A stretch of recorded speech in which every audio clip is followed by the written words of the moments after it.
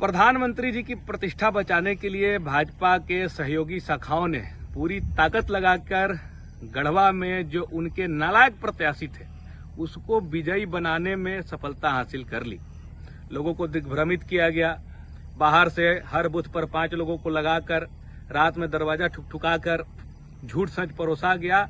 एक पल के लिए उनको दिग्भ्रमित करके उनके वोट को ठगने का प्रयास किया गया और इसकी पूरी तरह से इस पर मुहर यहाँ के जो वर्तमान विधायक हैं, जो ठगने में बहुत माहिर हैं, वो लगा रहे हैं। चुनाव जीतने के बाद से जनता के सुख दुख में शामिल होने की बजाय एक बहुत ही भले पत्रकार का निधन हुआ, लेकिन विधायक उनके घर में जाकर उनके परिजनों को सांत्वना देना उचित नहीं समझे।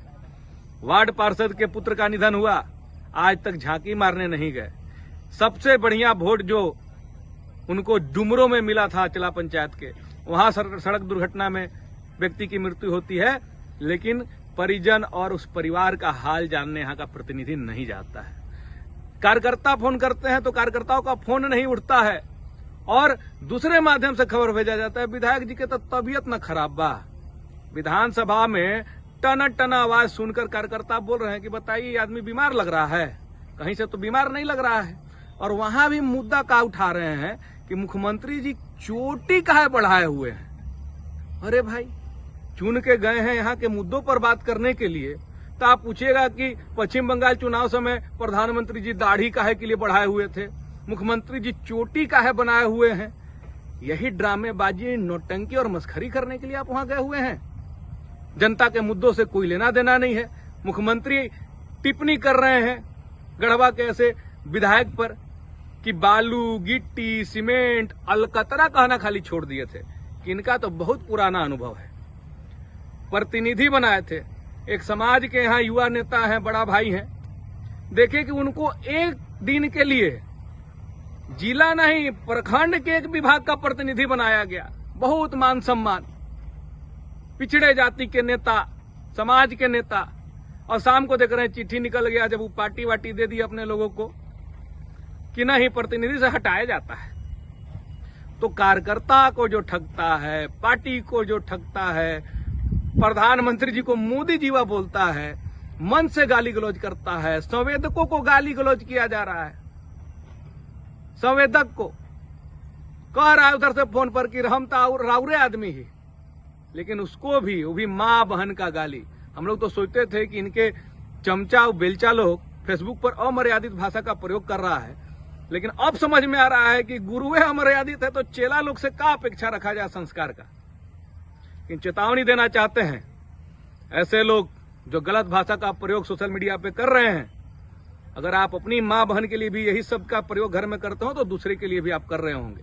और जिस दिन परोक्ष रूप से आपने इस तरह का बात लिखा तो भी हम लोग डरने वाले नहीं, इसका ईंट का जवाब पत्थर से दे दिया जाएगा। विधायक जी, गढ़वा को संभालिए। विकास का उम्मीद लोगों ने आपसे नहीं किया है। आप सब लोग जानते हैं, आपका भाषा सुन लिए हैं, भाषण कि जैसे 10 साल चलाए तो इसी 5 साल चलाएंगे। किसी को अपेक्षा नहीं है कि आप यहाँ विकास का काम कीजिएगा, लेकिन कम से कम कार्यकर्ता के सुख दुख में शामिल हो जाइए। जनता के तो सुख दुख से आपको कभी से मतलब नहीं रहा है।